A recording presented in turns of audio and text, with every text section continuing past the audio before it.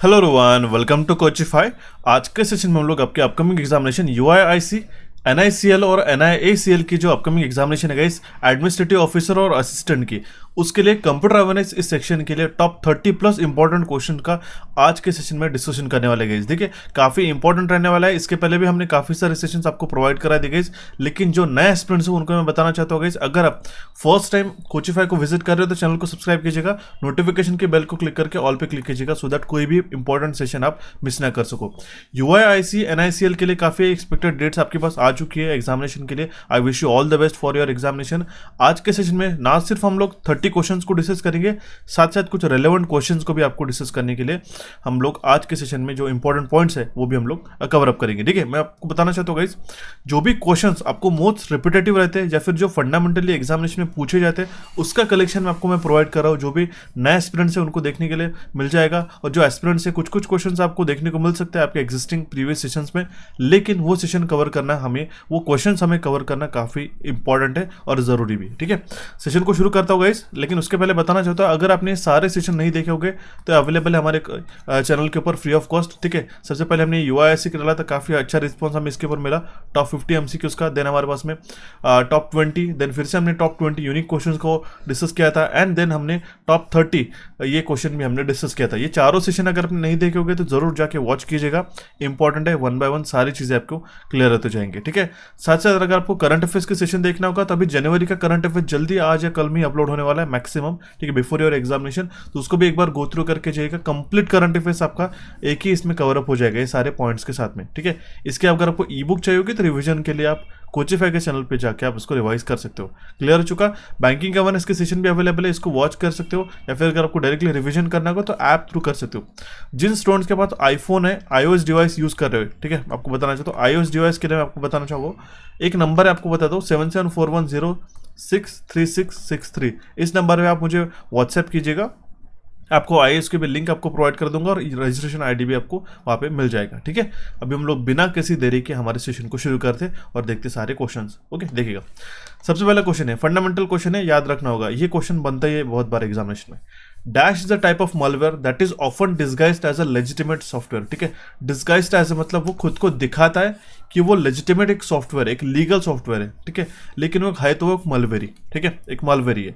ठीक है, तो इनमें से कौन सा ऑप्शन होगा, Trojan, ransomware, root kit, keylogger, या फिर नन ऑफ दिस। तो इसका करेक्ट आंसर हो जाता है हमारे पास में ट्रोजन हॉर्स। ठीक है, ये ट्रोजन हॉर्स क्या करता है, वो खुद को एक लेजिटिमेट सॉफ्टवेयर करके दिखाता है, but it is a type of a malware. ठीक है, ध्यान में होना चाहिए आपको कि जो मालवेयर के टाइप्स होते हैं, ठीक है, रैंसमवेयर, अब देखिए ये क्वेश्चन हमेशा एग्जामिनेशन में बनता है, रैंसम।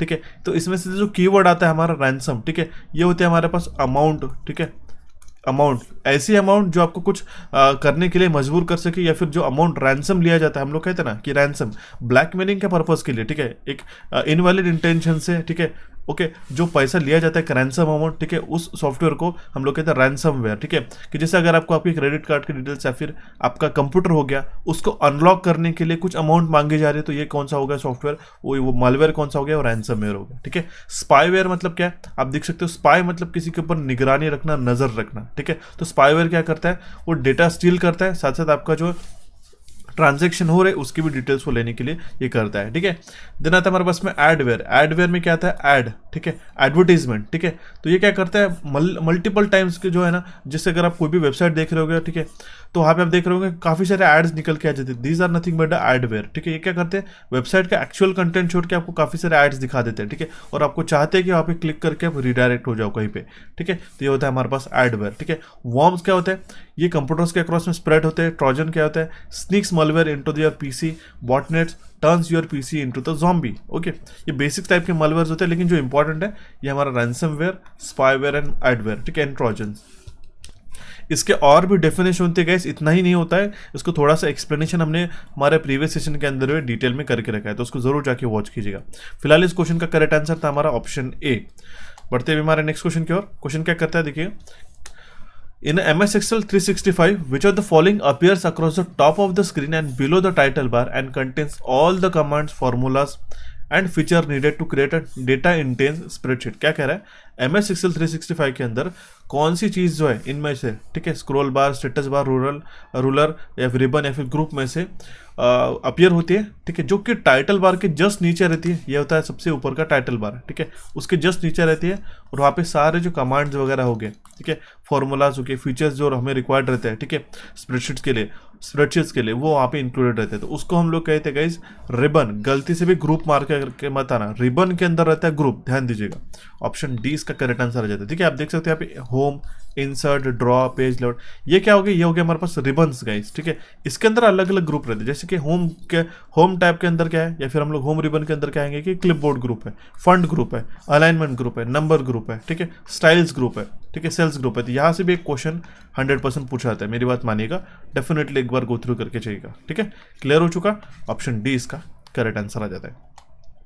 नेक्स्ट क्वेश्चन है हमारे पास में, which group is not a part of home tab in M S Excel, ठीक है। एम एस एक्सेल में जो है होम टैब में कौन सा एक ग्रुप का पार्ट नहीं है, ठीक है, मतलब होम टैब का इसमें से कौन सा एक ग्रुप पार्ट नहीं है, ऐसा क्वेश्चन पूछा गया। एक क्वेश्चन डेफिनेटली आता है, ध्यान दीजिएगा, ठीक है।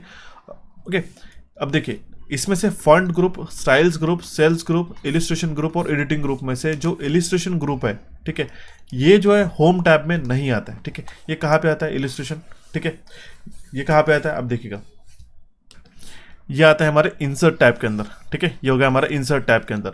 होम टैब में क्या आता है, clipboard, font, alignment, number, styles, cells and editing, मैंने आपको थोड़ी देर पहले बताया, ठीक है। तो ऐसा क्वेश्चन आपको घुमा फिरा के पूछा सकता है, जिसके लिए आपको क्या पता होना चाहिए, पावर पॉइंट प्रेजेंटेशन, वर्ड और एक्सेल के जो टैब्स होते हैं उसके अंदर कौन से ग्रुप इंक्लूड होते हैं, कौन से टैब के अंदर, यहाँ से क्वेश्चन डेफिनेट सा बन जाता है, जरूर इसको गो थ्रू करके चाहिएगा, ठीक है। क्लियर हो चुका, ऑप्शन डी इसका करेक्ट आंसर आ जाएगा। और अगर आपको सेशन पसंद आ रहा है तो हमारे सेशन को लाइक कीजिएगा, इससे हमें काफ़ी मोटिवेशन मिलता है, इसी तरीके से काफ़ी इंटरेक्टिव कंटेंट क्रिएट करने के लिए। काफ़ी अच्छा रिस्पॉन्स आपका देखने को मिल रहा है इस UIC, NICL और NICL के एग्जामिनेशन के लिए, तो ज़रूर इसको डेफिनेटली आपको फायदा होगा, मैं आपको अश्योरिटी के साथ कह रहा हूँ, ठीक है। क्लियर हो चुका, इलिस्ट्रेशन ग्रुप, जिस पैटर्न में मैं क्वेश्चन कवर कर रहा हूँ उस पैटर्न में ही क्वेश्चन आपको देखने को मिलेंगे, ध्यान दीजिएगा। क्लियर है, बढ़ते हैं हमारे नेक्स्ट क्वेश्चन को। देखिए क्या करें, dash is also known as a electronic disk, इसमें से कौन से ऑप्शन को इलेक्ट्रॉनिक डिस्क भी कहा जाता है, तो होता है हमारे पास SSD। यहाँ पे आप देख सकते हो, इट इज व्हाट, ठीक, it is known as a SSD। Full form क्या होता है, सॉलिड स्टेट ड्राइव। ओके, आप देख सकते हो एक हाथ के अंदर 2 टेराबाइट का मेमोरी है, 2 टेराबाइट का, ठीक है, मतलब कि कितना हो जाएगा, ठीक है, 1024 इंटू 2 गीगाबाइट, ठीक है, बराबर है। हम लोग कह सकते हैं कि नॉर्मल लेमन लैंग्वेज में 2000 GB की हमारे पास में हार्ड ड्राइव है, तो कितनी छोटी सी हार्ड ड्राइव हो रही है, ठीक है, ये हमारी रहती है SSD। काफ़ी स्पीड में ज़्यादा रहती है, इसका स्पीड जो है काफ़ी हाईएस्ट रहता है, ठीक है, इसमें कोई भी मूविंग पार्ट नहीं रहता, जैसे आप देख सकते हो, ठीक है। SSD में रहता है सारी की सारी NAND फ्लैश मेमोरी रहती है, सेमीकंडक्टर चिप्स रहती है, ठीक है, इसके कंट्रोलर भी रहते हैं अलग अलग, ठीक है। और जैसे आप देख सकते हो नॉर्मल हार्ड डिस्क ड्राइव में ये हमारा रोटेटिंग डिस्क रहती है, स्पीड काफ़ी कम रहती है, कॉस्ट इसकी कम रहती है, ठीक है। स्टोरेज में हमारा सेकेंडरी स्टोरेज में इसको अगर लोड्स ऑफ डेटा स्टोर करके रखना होगा तो हम लोग उसको यूज़ कर सकते हैं, लेकिन फास्ट ऑपरेटिंग कंप्यूटर में SSD की रिक्वायरमेंट होती है, जो कि हमारा कंप्यूटर का बूट टाइम जो होता है, स्टार्टिंग टाइम जिसको हम लोग कहते हैं बूट टाइम, ये काफ़ी कम कर देता है सिग्निफिकेंटली। लेकिन अगर हम लोग कंपैरिजन वाइज देखेंगे तो 500 GB का हमारे पास में हार्ड ड्राइव SSD जो है हमारे पास 3-4 हज़ार का आ जाता है, वही अगर हम लोग बात करें तो 1 टेराबाइट की SSD उतने में आ जाती है, ठीक है। तो कंपैरिजन में SSD महंगी होती है as compare to hard disk drive, जिसको हम लोग कहते हैं HDD, ठीक है। अब ये जो SSD दिख रही है आपको, ठीक है, ये SATA SSD का, ठीक है, SATA SSD। What is the full form of SATA, comment box में कमेंट करिएगा, एक क्वेश्चन जरूर पूछा जाएगा, ठीक है, SATA का फुल फॉर्म क्या है करके कमेंट बॉक्स में मुझे कमेंट कीजिएगा, ओके। अभी हम लोग बढ़ते हैं हमारे नेक्स्ट क्वेश्चन को। देखिए क्या कह रहा है question, which of the following option of a print setting is use to choose only specific pages in MS Word 365। अब आपको ये 2019 वगैरह तक था, अभी 365 क्या है, ये सब्सक्रिप्शन बेस्ड मॉडल है, सब्सक्रिप्शन बेस्ड मॉडल है ऑफिस 365 का, MS ऑफिस का, जिसके अंदर हमारे पास लेटेस्ट अपडेट ये डायरेक्टली आपको सबसे पहले 365 में देखने को मिलती है, ठीक है। हर महीने या फिर सालाना इसकी पेमेंट रहती है, ठीक है। एंटरप्राइजेस में हो गया, कॉलेजेस में वगैरह हो गया, या फिर इंडस्ट्रीज में हो गया, ठीक है, IT सेक्टर्स में वगैरह इसका काफ़ी यूज़ किया जाता है, जिसके साथ हमारे पास में टीम्स वगैरह के जो सॉफ्टवेयर होते हैं ये भी जुड़े रहते हैं, ओके। तो ये इसका क्लियर कट हमारा यूज़ रहता है। क्या बोला गया अभी कि प्रिंट सेटिंग जो है, ठीक है, स्पेसिफिक पेजेस को ही आपको देखना होगा, तो कौन सी प्रिंट सेटिंग का इस्तेमाल करेंगे हम लोग, तो उसका करेक्ट आंसर होगा हमारा कस्टम प्रिंट, ठीक है। अगर हम लोग देखते हैं यहाँ पे प्रिंट पे जाते हैं, ठीक है, प्रिंट पे, ओके, प्रिंट पे जाते हैं तो हम लोग कस्टम पेजेस को भी हम लोग यहाँ पे सिलेक्ट कर सकते हैं, यहाँ पे ठीक है। ओके, यहाँ पे पेजेस अगर हम लोग इसको डालते हैं 1-3 इस तरीके से, तो ये सिर्फ 1 to 3 हमारा वो प्रिंट करेगा। तो ये होता है हमारे पास कस्टम प्रिंट का एक ऑप्शन। ठीक है, क्लियर हो चुका। ऑप्शन डी इसका करेक्ट आंसर आ जाता है। बढ़ते हुए हमारे नेक्स्ट क्वेश्चन की ओर गाइस, देखिए क्वेश्चन क्या करे, dash displays a list of utility configure dash displays a list of utility configure the computer system and install software and hardware. थोड़ा सा इंग्लिश में इसमें चेंजेस चाहिए था। Dash displays of utility configuration चाहिए था, then the computer system of the computer system and install software and hardware. ठीक है, ये बेसिकली कंट्रोल पैनल रहता है। ठीक है, मैं समझाना चाहता हूँ, क्वेश्चन को छोड़ दीजिएगा। ठीक है, क्वेश्चन भी अब सिंपली यही बोला गया, पूछा गया था हालांकि क्वेश्चन एसएससी वगैरह एग्जामिनेशन में।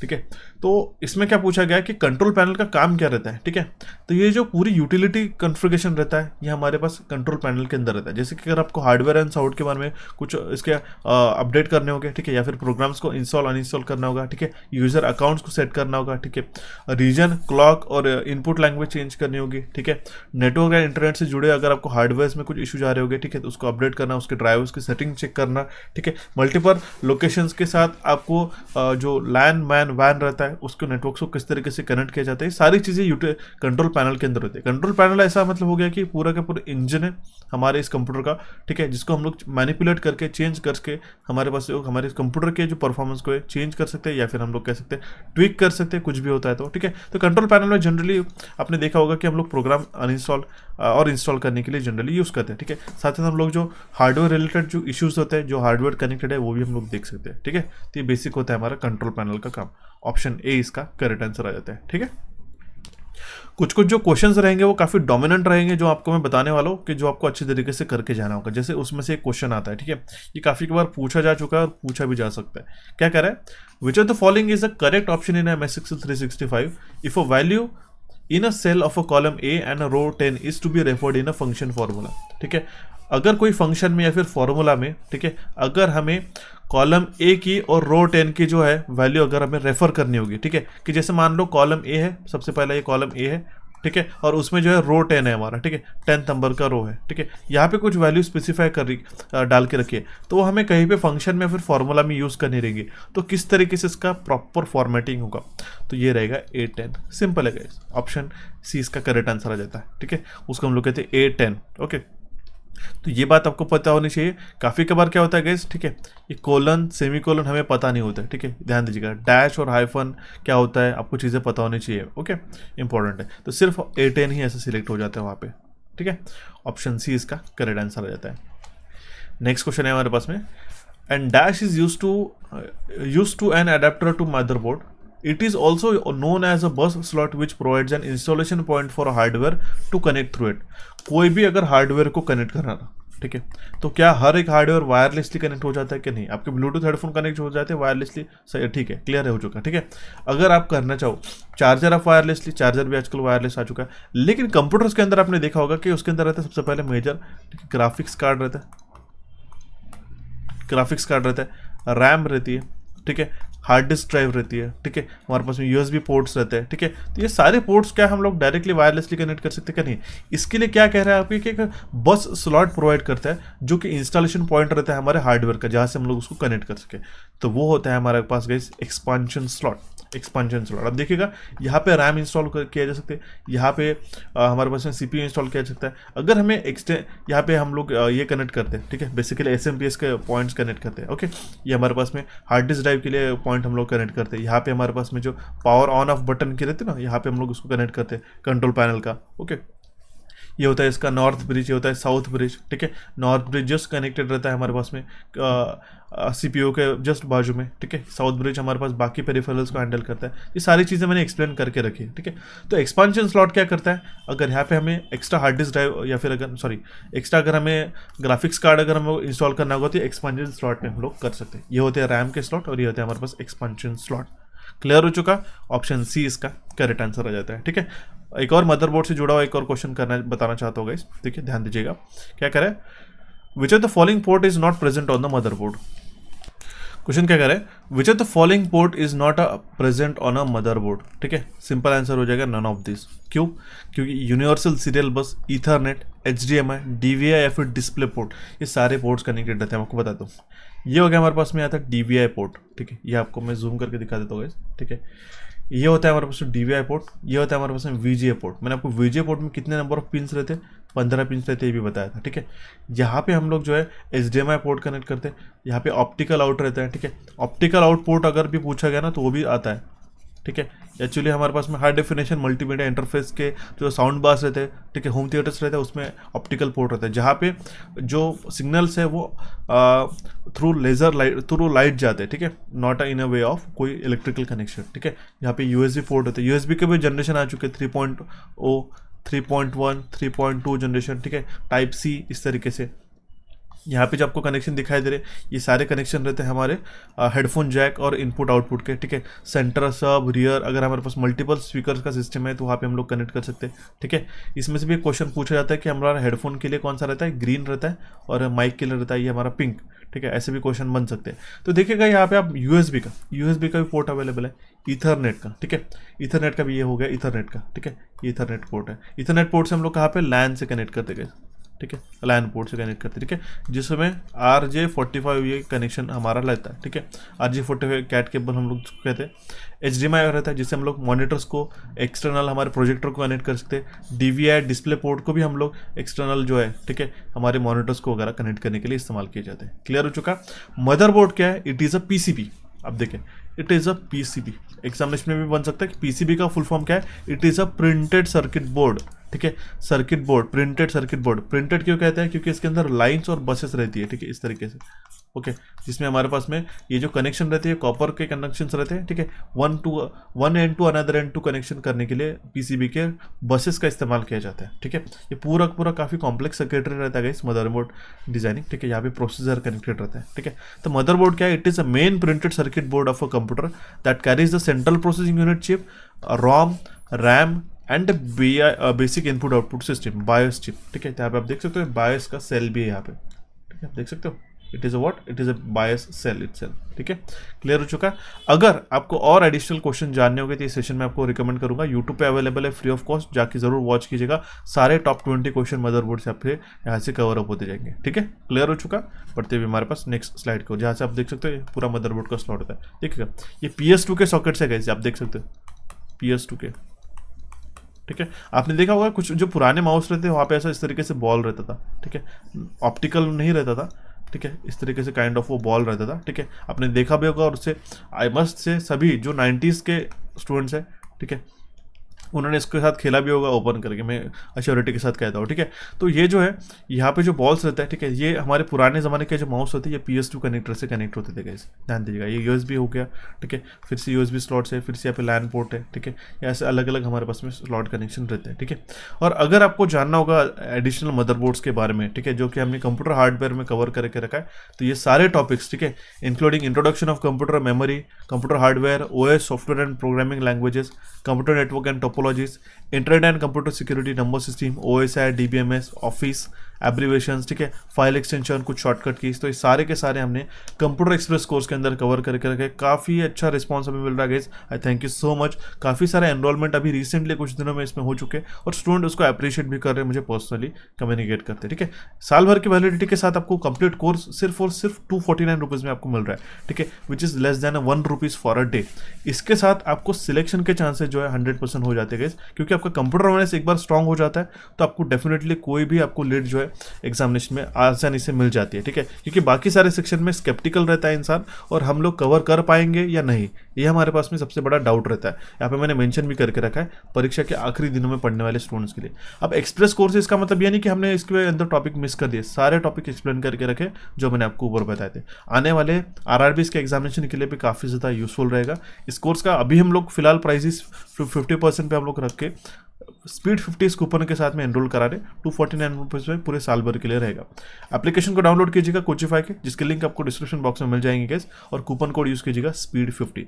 साथ ही साथ अगर आने वाले 2024 के लिए अगर सुपर बैंकिंग कोर्स को अगर एनरोल करना चाहते हो तो जिसके अंदर आपको 3 in 1 तीनों भी टॉपिक, कॉन्ट्स, रीजनिंग और इंग्लिश के सारे सेशन मिल जाएंगे। इसका भी हमको कूपन कोड आपको मैंने देख के रखा है बैंक 60, इसको आप एनरोल कीजिएगा। सारे तीनों के भी आपको विद IBPS पैटर्न अच्छी तरीके से प्रिपरेशन हो जाएगी। ये भी हमारा कोर्स कोचिफाई पे अवेलेबल है, इसको भी एनरोल करके आप आने वाले अपकमिंग एग्जामिनेशन के लिए तैयारी कर सकते हो। क्लियर हो चुका? बढ़ते हुए हमारे नेक्स्ट क्वेश्चन की ओर, और हम लोग एक और इंपॉर्टेंट क्वेश्चन देखते हैं। ये भी क्वेश्चन पूछा जा सकता है, मोस्ट इंपॉर्टेंट है। देखिएगा क्या कह रहा है, in MS Excel to add numeric values in a column D from rows D10 to D15 the formula that should be use. ठीक है, हमें ऐड करनी है न्यूमेरिक वैल्यूज, ठीक है, कॉलम D में, जहाँ पे रो 10 से रो 15 तक हमें सिलेक्ट करना होगा। तो कौन सा फॉर्मूला यूज करेंगे? सिंपल है गाइस, हम लोग यूज करेंगे सम फॉर्मूला। ओके, तो सम दोनों इसमें सम और यहाँ पे सम, लेकिन प्रॉपर इसका जो मेथोडोलॉजी या फिर प्रॉपर हम लोग फॉर्मूला रहेगा, उसका फॉर्मेट क्या रहेगा? उसका फॉर्मेट रहेगा हमारा ऑप्शन सी। अब देखिएगा D10 कॉलम D15। अब देखिए कोलन कहाँ पे यूज होता है? It selects A number of rose, range of रो हम लोग कह सकते हैं। ठीक है, रेंज ऑफ रो सिलेक्ट करने के लिए कोलन इस्तेमाल किया जाता है, इसलिए इसका करेक्ट आंसर रहेगा सम।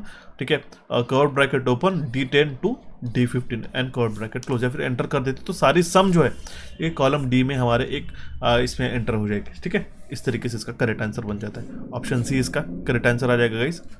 नेक्स्ट क्वेश्चन है हमारे पास, सिंपल सा क्वेश्चन है, the memory unit that communicates directly with the CPU is called as a dash memory. इसमें से कौन सी मेमोरी जो है जो डायरेक्टली कम्युनिकेट करते हैं सेंट्रल प्रोसेसिंग यूनिट के साथ? तो कैशे, बैकअप, मेन, ऑक्सिलरी या फिर सेकेंडरी। ठीक है, तो जो मेन मेमोरी रहती है, ठीक है, वो कम्युनिकेट करती है हमारे पास से डायरेक्टली मेमोरी के डायरेक्टली CPU के साथ। अब देखिए कैशे मेमोरी, यहाँ पे आपको इसका करेक्ट आंसर नहीं मार्क कर सकते, हालांकि ऐसा ऑप्शन भी नहीं आएगा कन्फ्यूजिंग सा, बट इसका मेजर करेक्ट आंसर आता है हमारा मेन मेमोरी। ठीक है, ध्यान दीजिए, आपको पता होना चाहिए कि इसे हार्ड ड्राइव जो होती है, ठीक है, हार्ड ड्राइव जो होती है ये हमारी स्लो रहती है, और जो प्रोसेसर रहता है इसकी जो स्पीड रहती है, लेवल 2 कैशे होगा, ये काफ़ी फास्ट रहता है। इसके अंदर में हमारे पास में कैशे मेमोरी रहती है L1, L2, L3। ठीक है, जिस तरीके से आप देख सकते हो, इधर अगर हम जा रहे तो स्लो हो रही है और इधर जा रही है तो हमारी फास्ट हो रही है। तो जो मेन मेमोरी होती है हमारी, ठीक है, वो डायरेक्टली कम्युनिकेट करते हैं CPU के साथ में। ओके, ऑप्शन सी यहाँ पे हमारा करेक्ट आंसर आ जाता है। ठीक है, बढ़ते हैं हमारे नेक्स्ट क्वेश्चन की ओर।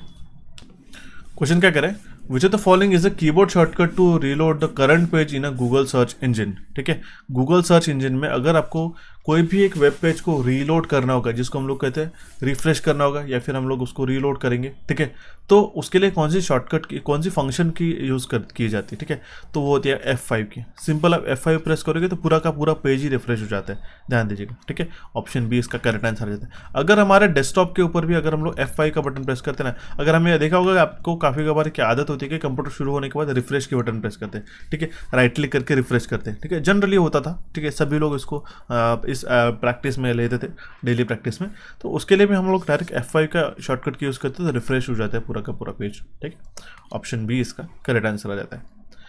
नेक्स्ट क्वेश्चन आता है हमारे पास, Which among the following keyboard shortcut key is used to insert a hyperlink for the selected text in a Microsoft Word? अब मैंने hyperlink के बारे में काफ़ी चर्चा की है 2-3 सेशन के अंदर, तब इसमें अभी आज के सेशन में मैंने क्वेश्चन पूछा है कि कौन सा फंक्शन की इसमें इस्तेमाल किया, कौन सा शॉर्टकट की इस्तेमाल किया जाता है, तो वो है हमारे पास में Ctrl+K। ठीक है, हाइपरलिंक क्या होती है, अगर यहाँ पे देख सकते हो ब्लू कलर का अंडरलाइन स्टेटमेंट आपको यहाँ पे वर्ड दिखाई दे रहा है वेयर, अगर आप वेयर पे क्लिक करोगे, ठीक है, Ctrl+ क्लिक करोगे तो आप वेबसाइट पे रिडायरेक्ट किए जाओगे। ठीक है, इसीलिए हाइपरलिंक का इस्तेमाल होता है।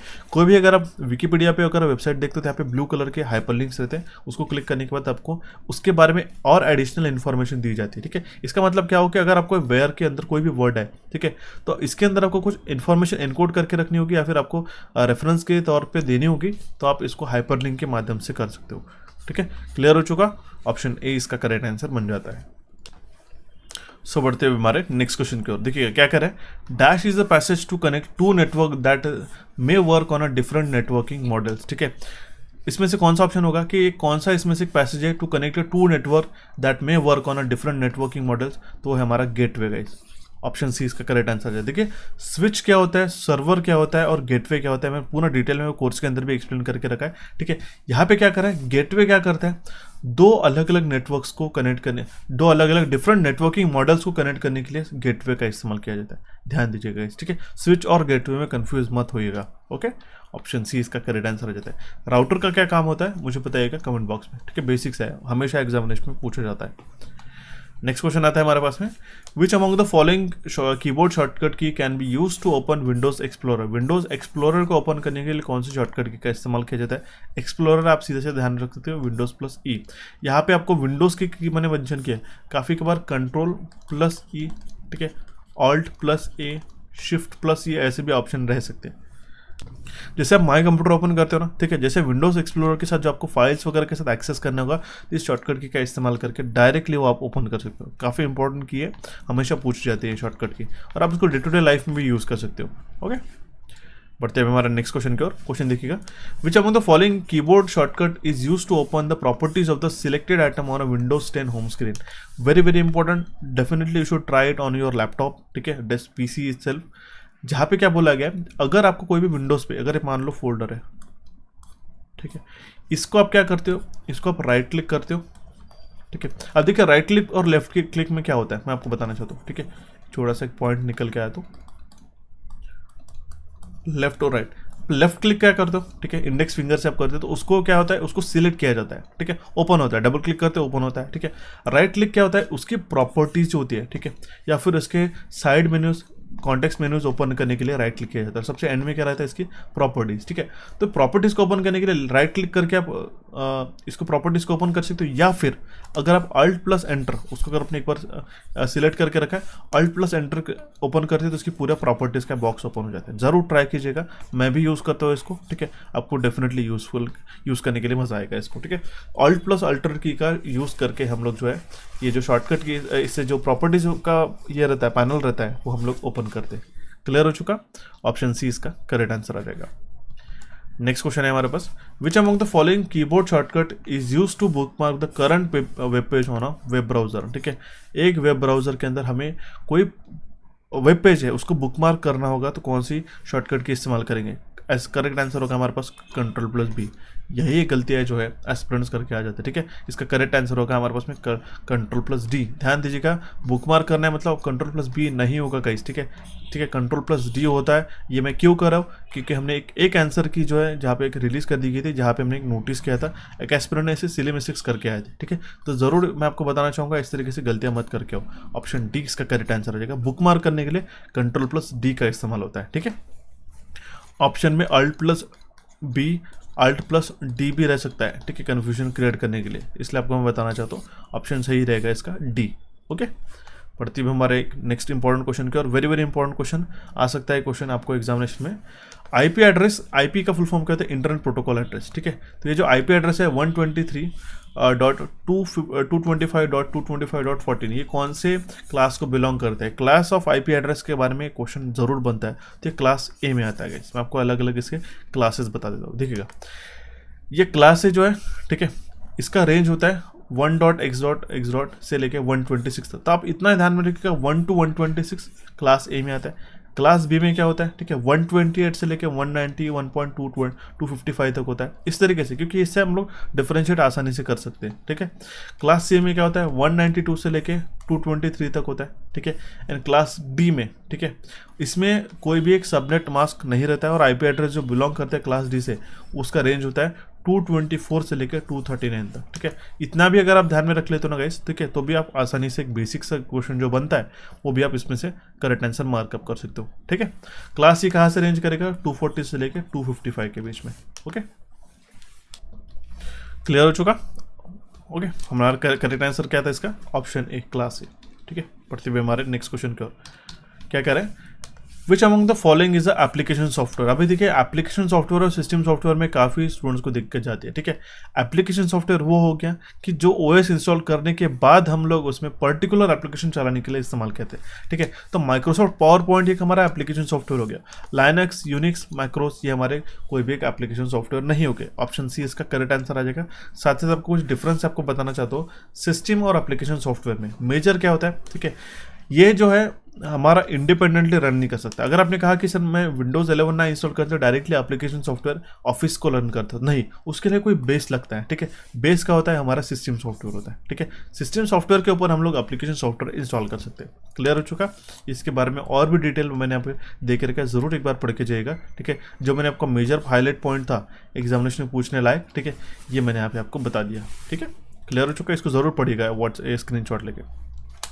नेक्स्ट क्वेश्चन, ये क्वेश्चन मैंने काफ़ी बार कराया है, एक क्वेश्चन अभी भी आपको आएगा एग्जामिनेशन में, आपको अश्योरिटी के साथ कह रहा हूँ। क्या कह रहे हैं? What kind of printers are inkjet and laser printer. Inkjet और लेजर प्रिंटर कौन से प्रिंटर होते हैं बोला गया है। तो इंकजेट और laser printer non impact printer के अंदर आता है, ठीक है। ऑप्शन ए इसका करेक्ट आंसर आ जाता है, ध्यान दीजिएगा, ठीक है। इंकजेट और लेजर और थर्मल प्रिंटर ये नॉन इम्पैक्ट, इसका मतलब क्या है कि पेपर के ऊपर कोई भी वो प्रेशर या फिर कोई भी लाइक इसके इम्पैक्ट नहीं करते प्रिंटिंग करने के लिए। आपने देखा होगा कि जो पुराने ज़माने के कीबोर्ड्स रहते थे, ठीक है, वहाँ पे वो स्ट्राइक करता था और वहाँ पे आवाज़ भी आती थी, ठीक है, टक टक टक टक करके इस तरीके से, ओके। तो वो इम्पैक्ट प्रिंटर में उसके अंदर आते थे कैरेक्टर और लाइन प्रिंटर। तो उसके एग्जांपल ध्यान में रख लीजिएगा या फिर रिवर्स कर सकते हो, सीधा इतना ध्यान रखो, इंकजेट, लेजर और थर्मल प्रिंटर नॉन इम्पैक्ट होते हैं, बाकी सारे इम्पैक्ट प्रिंटर में आ जाएंगे। क्लियर हो चुका? ऑप्शन ए यहाँ पे हमारा करेक्ट आंसर आ जाता है, ठीक है। बढ़ते हुए हमारे नेक्स्ट क्वेश्चन की ओर गाइस। क्वेश्चन क्या करें? हॉटमेल सबसे पहले कब फाउंड हुआ था? ये क्वेश्चन पूछा गया था आरआरबी के एग्जामिनेशन में, ठीक है। तो हॉटमेल फाउंड हुआ था 4 जुलाई 1996 को। 4 जुलाई 1996 को हॉटमेल जो है वो फाउंड हुआ था। ऑप्शन ए इसका करेक्ट आंसर बन के आएगा, ठीक है। सिंपल सा क्वेश्चन था, पूछा जा सकता है। नेक्स्ट क्वेश्चन आता है हमारे पास, फिर से हमने टैब से क्वेश्चन बताया। चार्ट ऑप्शन कौन से टैब में अवेलेबल रहता है एमएस एक्सेल के? तो वो रहता है हमारे इंसर्ट टैब के अंदर, ठीक है। मैं क्यों कह रहा हूँ? क्योंकि 1 से 2 क्वेश्चन मिनिमम, एक क्वेश्चन तो आने के मोस्ट चांसेस है गाइस, ठीक है, अलग अलग टैब से, ठीक है। तो जो हमारे पास में जो इंसर्ट टैब में आप देख सकते हैं यहाँ पे, ठीक है, चार्ट ऑप्शन जो रहता है, ये जो चार्ट्स रहता है यहाँ पे प्रेजेंट रहता है, ठीक है। बढ़ते हुए हमारे नेक्स्ट क्वेश्चन की ओर। सिंपल सा क्वेश्चन है, देखिएगा। Which port is use to connect external monitor. External monitor को कनेक्ट करने कौन सा पोर्ट इस्तेमाल किया जाता है? अब देखिए, VGA, HDMI तो यूज़ किया जाता है, DVI-D भी पोर्ट हम लोग यूज़ करते हैं हमारे पास में एक्सटर्नल मॉनिटर को कनेक्ट करने के लिए। तो ऑल ऑफ दिस इसका करेक्ट आंसर आ जाएगा, ठीक है। यहाँ पे ओनली ए एंड बी भी है, ठीक है, तो एस्पिरेंट्स वे भी मार्क कर सकते हो। तो ध्यान दीजिएगा, DVI-D भी यूज़ किया जाता है। ऑप्शन डी इसका करेक्ट आंसर आ जाएगा। VGA का फुल फॉर्म होता है वीडियो ग्राफिक्स, अरे ये हो गया हमारे पास VGA केबल, ठीक है।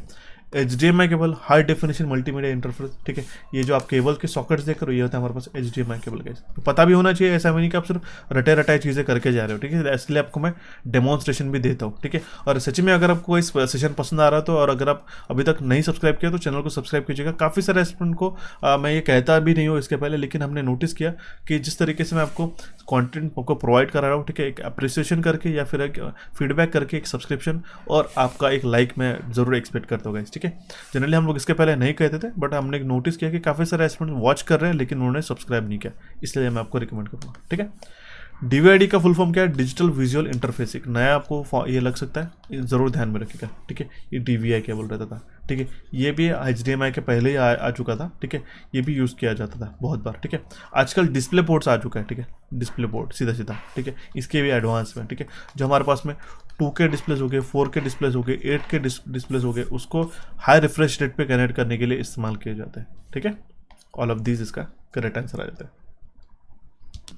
सो बढ़ते हैं अब हमारे नेक्स्ट क्वेश्चन की ओर। क्या कह रहा है question? Very very important question, इस बार भी आ सकता है। क्या कह रहा है? Which is the following keyboard shortcut key is use to open a new window in इकोग्निटो private mode in a Chrome browser, ठीक है। क्रोम ब्राउजर में इकोग्निटो मोड जो रहता है, ठीक है, जिसमें हम लोग का हिस्ट्री जो रिकॉर्ड नहीं होता है, ठीक है, तो वो कौन सा शॉर्टकट की इसमें से इस्तेमाल करेंगे? तो Ctrl+Shift+N, ठीक है। ऑप्शन सी इसका करेक्ट आंसर आ जाएगा। ये इंपॉर्टेंट है, पूछा गया था गाइस, ओके। और साथ ही साथ कुछ आपको मैं 2 नए भी शॉर्टकट की बताना चाहता हूँ, जैसे Ctrl+N, ये शॉर्टकट की डायरेक्टली न्यू टैब ओपन करेगी। अब देखो, शिफ्ट अगर हम लोग प्रेस करते हैं यहाँ पे, तो शिफ्ट के कारण क्या होता है? इकोग्निटो मोड में चला जाता है वो, ठीक है। या फिर अगर हम लोग Ctrl+N प्रेस करेंगे सिंपल, तो नया टैब ओपन हो जाता है रेगुलर ब्राउजर के अंदर। Ctrl+P ये प्रिंट करने के लिए इस्तेमाल किया जाता है करंट पेज को, ठीक है, वेब पेज को, ओके। तीनों भी शॉर्टकट की ध्यान दीजिएगा, इसलिए मैंने कहा कि 30+ क्वेश्चन आपको कवर करने को मिलेंगे इस एक ही सेशन के अंदर, ओके। पढ़ते हुए हमारे नेक्स्ट क्वेश्चन की ओर। क्या कह रहा है question? Which is the following की is used to zoom in a desktop, ठीक है।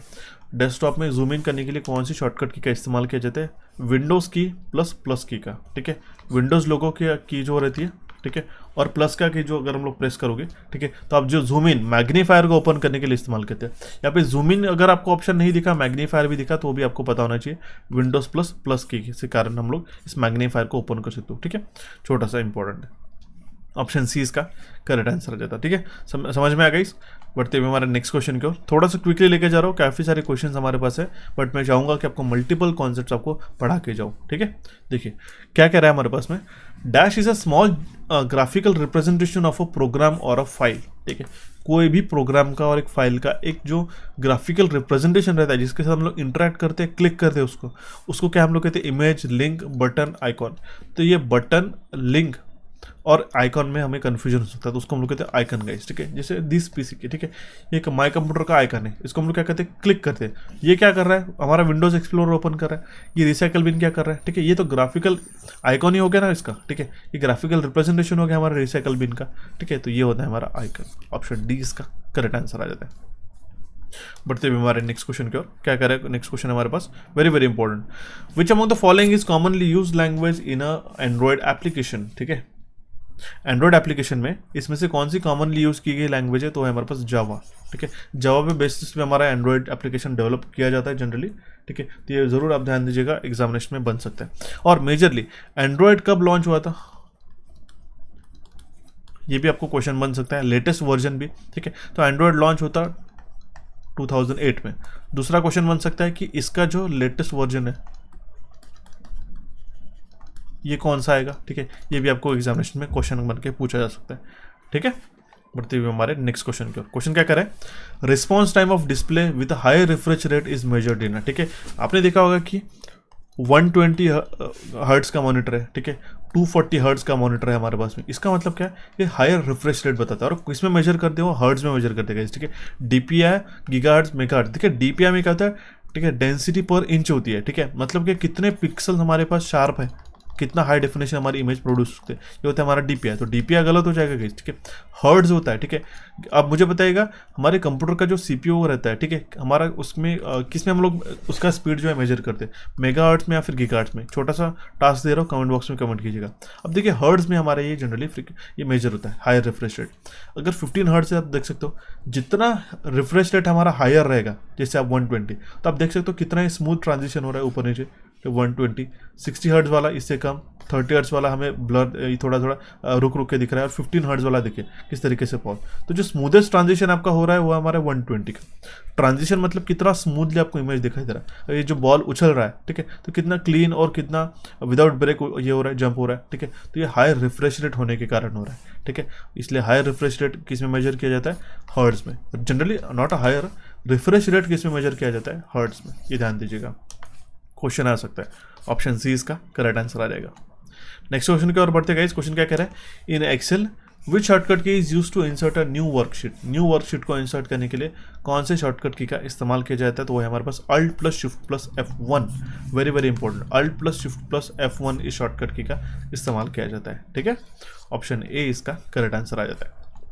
नेक्स्ट क्वेश्चन है, क्या कह रहा है हमारे पास में, RAM is a dash and dash, ठीक है। रैम वोलाटाइल है, टेम्पररी है, नॉन वोलाटाइल है, परमानेंट है, ठीक है। Non volatile, temporary, volatile, permanent, काफ़ी ज़्यादा कन्फ्यूजन आता है। मैंने सीधा सीधा आपको कहा था, एक ही वर्ड ध्यान में रखिएगा, वोलाटाइल मतलब उड़ जाने वाला, ठीक है। वोलाटाइल मतलब उड़ जाने वाला, इस तरीके से, ठीक है। सिस्टम को अगर ऑफ करते हैं तो डेटा हमारा उड़ जाएगा, ठीक है, डेटा हमारा एलिमिनेट हो जाएगा। उसी का अपोजिट हमारा नॉन वोलाटाइल हो जाएगा। अगर हम लोग सिस्टम को ऑफ करते हैं तो डेटा जो है रिटेन रहता है, रिटेन मतलब एज इट इज रहता है, ठीक है। तो रैम जो रहता है, रैंडम एक्सेस मेमोरी, ये एक वोलाटाइल मेमोरी रहती है, ये एक वोलाटाइल मेमोरी रहती है, ठीक है। जो परमानेंट रहती है या फिर टेम्पररी रहती है, जो कि टेम्पररी मेमोरी रहती है, ठीक है। इसलिए इसका ऑप्शन ए करेक्ट आ जाएगा, ठीक है। ये परमानेंट नहीं रहता है, ठीक है। रोम परमानेंट रहता है, रीड ओनली मेमोरी का, ठीक है। रोम नॉन वोलाटाइल मेमोरी रहती है, ठीक है। और एक हमारी परमानेंट मेमोरी रहती है जिसके अंदर हम लोग डेटा इरेज नहीं कर सकते। हालांकि उसके ईप्रोम हो गया, उसके अंदर चेंज कर सकते हैं, ठीक है, डेटा इरेज कर सकते हैं। लेकिन एक जनरल स्टेटमेंट में अगर हम बात किया जाए तो वो रोम जो होती है वो नॉन वोलाटाइल और परमानेंट मेमोरी रहती है, ठीक है। और रैम जो है, ठीक है, ये थे हमारे पास वोलाटाइल और टेम्पररी। क्लियर हो चुका, ऑप्शन ए इसका करेक्ट आंसर आ जाता है। नेक्स्ट क्वेश्चन है गाइस हमारे पास में, पैरेलल पोर्ट किसके लिए यूज किए जाते हैं? Parallel ports are generally used for, तो पैरेलल पोर्ट का इस्तेमाल प्रिंटर्स के इस्तेमाल के लिए यूज होता है, प्रिंटर्स को कनेक्ट करने के लिए। ठीक है, दो तरीके के पोर्ट्स होते हैं, सीरियल और पैरेलल पोर्ट। ठीक है, यूएसबी पोर्ट एक सीरियल पोर्ट में आता है, प्रिंटर्स को कनेक्ट करने के लिए पैरेलल पोर्ट का इस्तेमाल किया जाता है। हालांकि आजकल लेटेस्ट यूएसबी के थ्रू कनेक्ट होता है प्रिंटर्स, और उसमें भी एडवांस आजकल वायरलेस ही आ चुका है सारी चीज़ें। ठीक है, तो जो प्रिंटर्स है गाइस, ठीक है, ये पैरेलल पोर्ट के थ्रू कनेक्ट होते हैं। ओके, क्लियर हो चुका है? They can transmit 8 bit of data in a parallel. Okay, important है पैरेलल पोर्ट्स के बारे में। नेक्स्ट क्वेश्चन है, इंपॉर्टेंट क्वेश्चन है, numbers in a table column are usually, ठीक है, जो टेबल कॉलम में जो नंबर्स रहते हैं वो राइट अलाइन रहते हैं, लेफ्ट अलाइन रहते हैं, justified, centred, none of this. सीधा सीधा आंसर मार्क करोगे आप, ऑप्शन बी लेफ्ट अलाइन। लेकिन यहाँ पे गलत हो जाएगा आपका। क्यों कह रहा हूँ? आपको देखा होगा जनरली आप कोई भी वर्ड में फाइन लिखते तो सारे लेफ्ट अलाइन ही रहते हैं, लेकिन कॉलम में या फिर टेबल में जो सेल रहता है कोई भी, उसमें जो भी आप नंबर्स को ऐड करते हैं राइट अलाइन रहते हैं। ध्यान दीजिएगा, यहाँ पे आप देख सकते हो। ठीक है, इस तरीके से राइट अलाइन रहते हैं एक्सेल में स्पेसिफिकली। ठीक है, ये होगा हमारे पास सामने लेफ्ट अलाइन। ठीक है, अब लेकिन नंबर आप देख सकते हो हमारे पूरे राइट अलाइन है। क्लियर हो चुका? ऑप्शन ए इसका करेक्ट आंसर आ जाएगा। जहाँ पे कंफ्यूजन होता है, जहाँ पे आप जनरली मिस्टेक्स करते हो, वो हमने सारे क्वेश्चंस को आज के सेशन में कवर अप करने की कोशिश की है। सेशन कैसा लगा जरूर मुझे कमेंट बॉक्स के माध्यम से कमेंट करके बताएगा। सेशन को लाइक और चैनल को सब्सक्राइब जरूर कीजिएगा। ठीक है, यहाँ पे आप क्लिक करके हमारे चैनल को सब्सक्राइब और यहाँ पे क्लिक करके ऐप को डाउनलोड कर सकते हो गाइस। रिसेंट सेशन हुए इसको देखने के लिए यहाँ पे आप क्लिक करके डाउनलोड डायरेक्टली वॉच कर सकते हो। टेलीग्राम चैनल से जुड़े रहेगा सो दैट इंपॉर्टेंट अपडेट आपको टाइम टू टाइम मिलता रहे। I wish you all the best for your examination guys. Thank you for watching this session. मिलते हैं अभी हमारे नेक्स्ट सेशन में।